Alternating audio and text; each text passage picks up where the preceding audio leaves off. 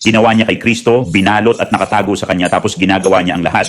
Kaya siya ang nakakakuha ng kaluwalhatian. Gets mo ba? Kaya madali ang kanyang pamatok, magaan ang pasanin. Naiintindihan mo ba? Na ginagawa niya lahat ito, iyan at siya. Palaging utos ng Diyos na lumayo sa kanyang daan, manatiling nakaupo, kilalanin siya ng malalim. Ibig sabihin siya ang nasa trono ng puso mo, higit sa lahat. Walang ibang mahalaga kundi ang malalim na pagkilala sa kanya. Iyon lang ang susi. Iyan ang hindi nakukuha ng mga tao. Wala siya sa trono. Sinusubukan pa rin nilang sumunod sa mundo, imbes na mabago ng bagong pag-iisip ni Kristo. Ang pagbabago ng isip ng Diyos.